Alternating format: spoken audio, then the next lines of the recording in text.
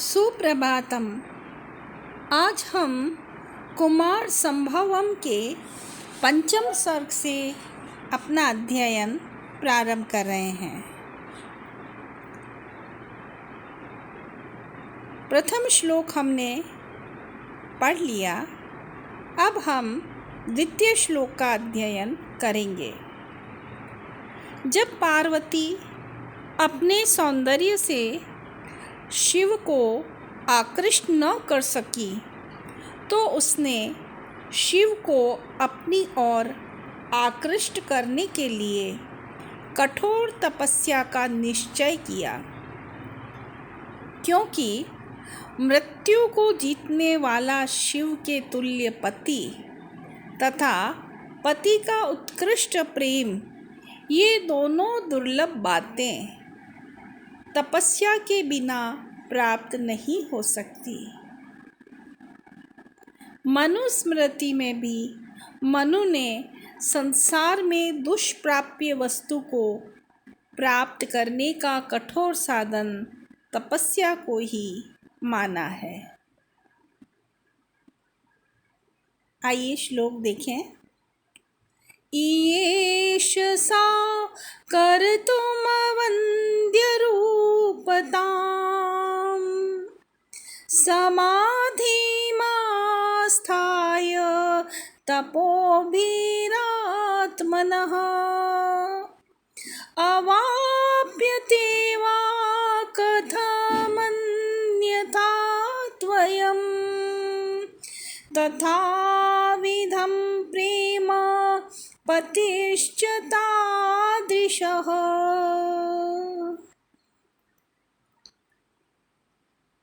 सा समाधिमास्थाय, सा उस पार्वती ने समाधि को लगाकर तपोभिः, तप के द्वारा आत्मनः अवन्द्य रूपताम कर्तुम ईयेष, आत्मनः अपने अवन्द्य रूपताम रूप को सफल करने की ईयेष इच्छा की। अन्यथा तथा विधम प्रेम, अन्यथा उस प्रकार का प्रेम, शिव का जो अनन्य उस प्रकार का प्रेम है, पतिश्च तादृशः, और उस प्रकार का पति, द्वयं कथम वा अवाप्यते, वो दोनों कैसे प्राप्त किए जा सकते थे। सा, पुनः देखें, सा समाधिमास्थाय, उस पार्वती ने समाधि लगाकर या समाधि में स्थित होकर तपोभिः, तपस्या के द्वारा आत्मनः अवन्द्य रूपताम कर्तुम ईयेष, अपने रूप को अवन्द्य अर्थात सफल बनाने का ईयेष इच्छा की। अन्यथा तथा विधम प्रेम पतिश्च तादृशः, अन्यथा उस प्रकार का शिव का अनन्य प्रेम और पति, द्वयं कथम अवाप्यते, ये दोनों कैसे प्राप्त किए जा सकते थे। संस्कृत में देखें इसका अनुवाद।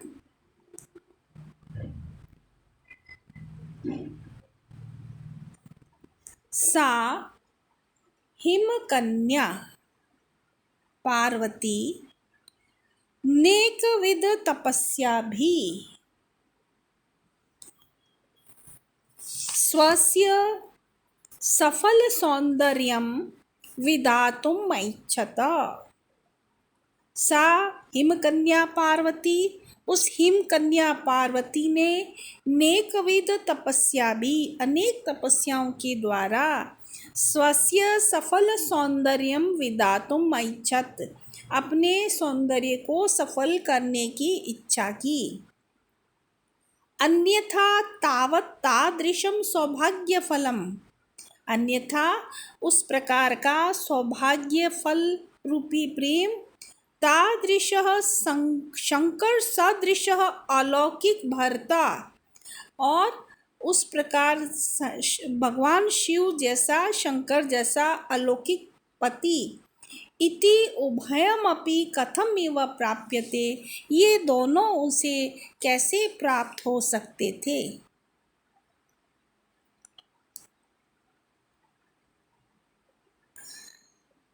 भावार्थ पुनः एक बार और देखें।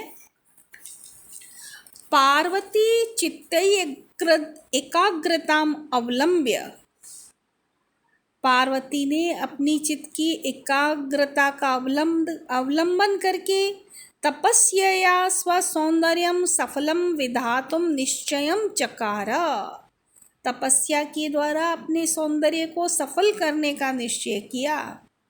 एवं न कृते तु सा तादृशं प्रेम यद वशीभूतः शिवः स्वयमपि शरीरा अर्धीन स्त्री रूपं गृहीत्वा अर्धनारीश्वरः अभूत्। एवं न कृते तु सा, अगर वो ऐसा नहीं करती तो तादृशम प्रेम, उस प्रकार का प्रेम, यद वशीभूत शिवः, जो वशीभूत रहने वाला शिव है, पार्वती के वश में रहने वाले शिव हैं, स्वयं अपि शरीरार्धीन स्त्री रूपम गृहीत्वा अर्धनारीश्वरः अभूत, और जो अपने आधे शरीर से स्त्री रूप को ग्रहण करके अर्धनारीश्वर हुए, तथा तादृश पति, और उस प्रकार का पति, यह स्वयं मृत्युंजय, जो स्वयं मृत्युंजय है, इति द्वयम प्राप्तुम कथम शक्ता स्यात्, इन दोनों को प्राप्त करने में कैसे समर्थ हो सकती थी। अर्थात स्त्रीणाम जीवने पत्युः अमरता तद अनुराग प्रवणता चेति द्वयमेव सारभूतम वर्तते, अर्थात स्त्रियों के जीवन में पति की अमरता और उनकी जो प्रेम प्रवणता है, ये दोनों ही सारभूत होती हैं। पार्वती च द्वयम अपि इदं तपस्या अलभत इति कवेः आशयः, कवि का आशय है कि पार्वती ने इन दोनों को अपनी तपस्या के द्वारा प्राप्त कर लिया।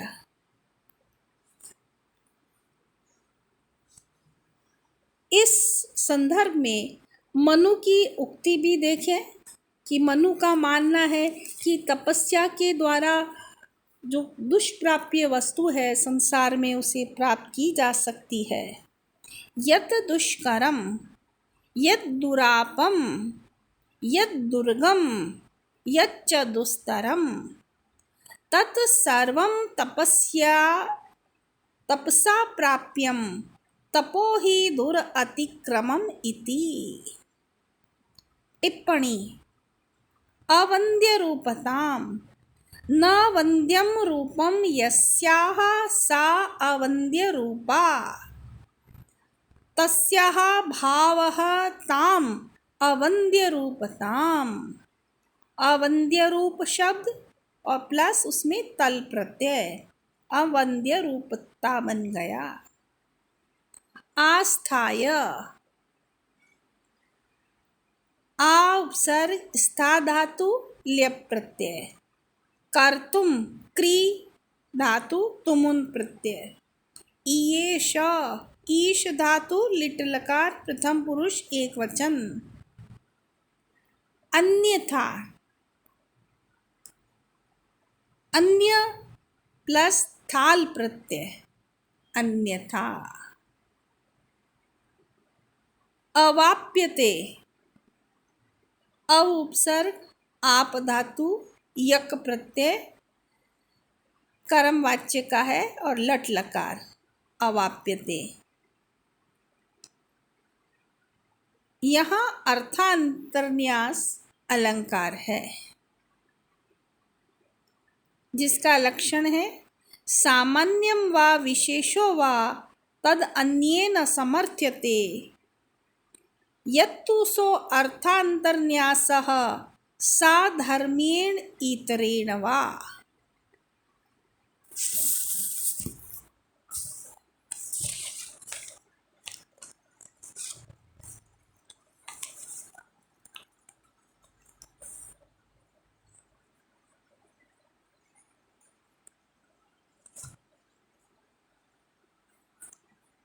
यहाँ पर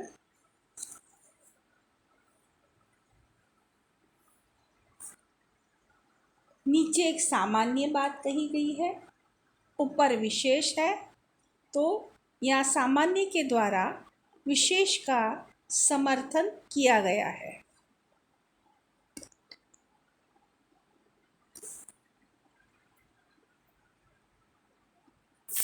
जब पार्वती की माता मैना को पता चला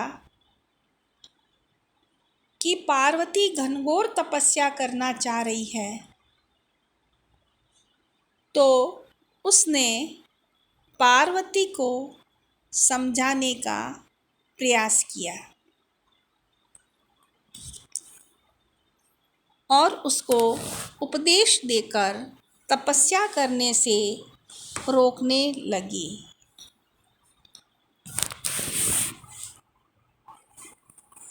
निशम्य चैनां तपसे कृतोद्यमां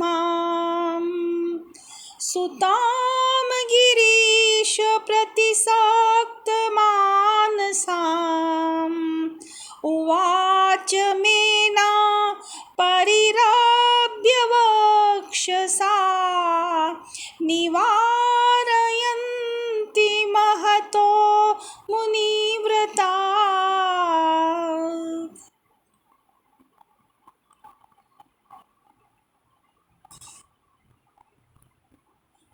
गिरीश प्रतिसक्त मानसाम, शिव के प्रति आसक्त मन वाली एनाम सुताम, अपनी इस पुत्री पार्वती को तपसे कृतो उद्यमाम, तपस्या करने के लिए उद्यत, निशम्य सुनकर,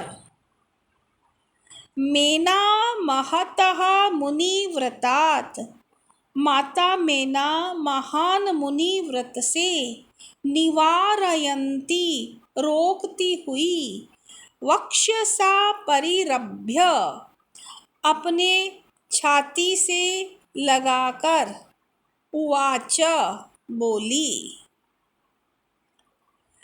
पुनः देखें, गिरीश प्रतिसक्त मानसाम सुताम, शिव के प्रति आसक्त मन वाली अपनी पुत्री को तपसे कृतो उद्यमाम, निशम्य तपस्या करने के लिए उद्यत सुनकर, मेना महतः मुनिव्रतात्, मेना ने महान मुनिव्रत से, निवारयन्ती रोकते हुए, वक्षसा परिरभ्य हृदय से लगाकर, उवाच कहा या बोली।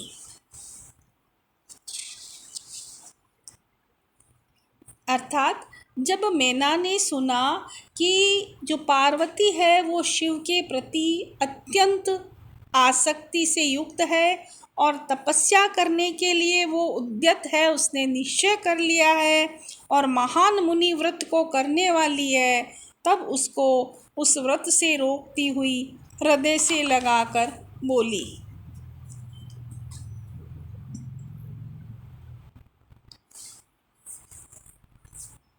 मनीषिता सन्ति ग्रहेषु देवता, तपः क्व वत्सि क्व च तावकं वपुः, पदं सहेत भ्रमरास्य पेलवं, गिरीशपुष्पं न पुनः पतत्रिणः।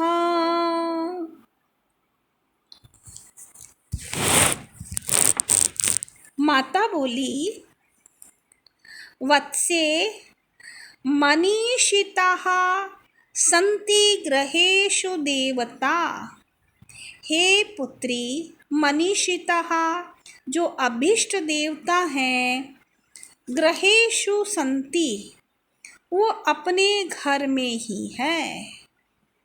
मनीषिताः सन्ति ग्रहेषु देवताः जो हमारे अभीष्ट इच्छित देवता हैं वो हमारे घर में ही हैं। क्वा क्वा च तपः क्वा च तावकं वपुः। कहाँ तो तप है और कहाँ तुम्हारा कोमल शरीर। शिरीष पुष्पं भ्रमरस्य पदं सहेत न पुनः पतत्रिणः। माता कहती है कि शिरीष पुष्पम पैलवम शिरीष पुष्पम, जो कोमल शिरीष का पुष्प है, भ्रमरस्य पदम सहित न, वो भ्रमर के पैरों को भी नहीं सहन कर सकता। पुनः पतत्रिणः पदम को, तो वो कैसे, कहाँ जो पक्षी है उसके चरणों को सहन कर सकेगा। कि पैलवम शिरीष पुष्पम, कोमल जो शिरीष का पुष्प है वह भ्रमरस्य पदम न सहेत, भ्रमर के पैरों के भार को भी नहीं सहन कर सकता। पुनः पतत्रिणः, तो वह फिर कैसे पतत्रिणः पक्षी के पैरों को, उसके पैरों के भार को सहन कर सकेगा।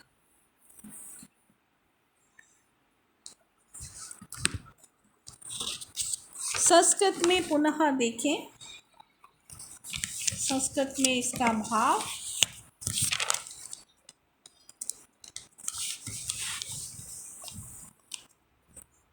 हे पुत्री, अभीष्टः देवताः अस्मत् सदनेषु विद्यन्तेव। अभीष्ट देवता हमारे सदन में ही रहते हैं। कुत्रेयं क्लिष्टा तपस्या, कहाँ तो यह क्लिष्ट तपस्या। कुत्र च त्वदीयम् अति कोमलम शरीरम, कहाँ तुम्हारा अति कोमल शरीर। अति मृदुलम शिरीष कुसुमम, अत्यंत शिरीष कोमल जो शिरीष का पुष्प है।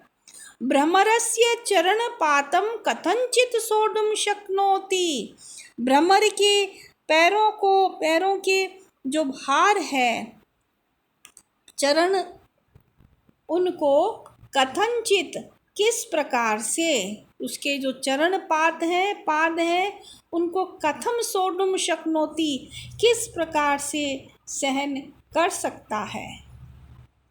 किंतु पक्षिणः कठोरम चरणपातम न सोढुम शक्नुयात्, किंतु पक्षी के कठोर चरण पात को नहीं सहन कर सकता। अति मृदुलम शिरीष कुसुमम भ्रमरस्य चरणपातम कथंचित सोढुम शक्नोति, अत्यंत कोमल शिरीष का कुसुम भ्रमर के जो चरणपात हैं, पैरों के जो भार हैं, उन्हें किसी प्रकार से सहन कर लेता है, किंतु पक्षी के कठोर चरणपात को वह नहीं सहन कर सकता।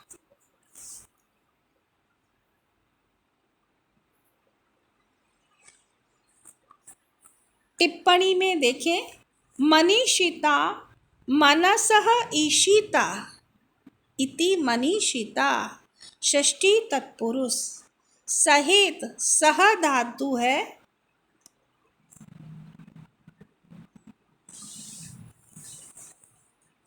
पतत्रिणः पतत्रम त्रायन्ते,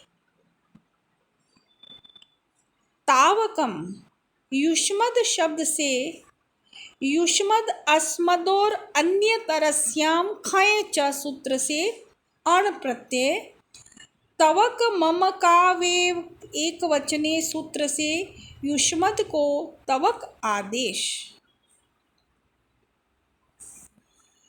यहाँ पर दृष्टांत अलंकार है।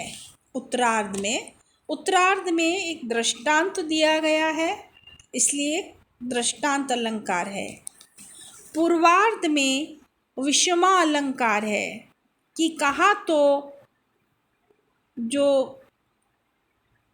कठोर तप और कहाँ कोमल शरीर, इसमें एक विषमता है, इसलिए यहाँ पर पूर्वार्ध में विषमा अलंकार है, उत्तरार्ध में दृष्टांत अलंकार है।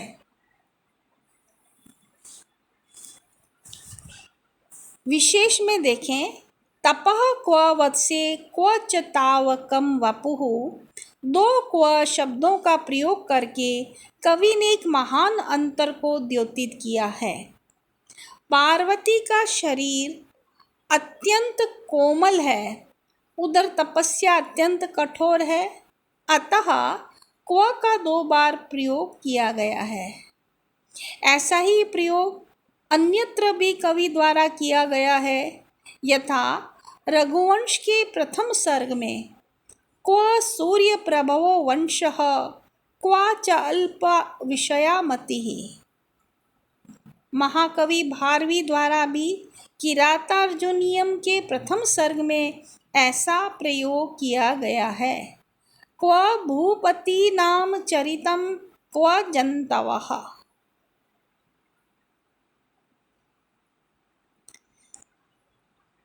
व्याकरण पुनः देखें, मनसः ईशा मनीषा, इसमें तच प्रत्यय लगाया तो मनीषिता बन गया।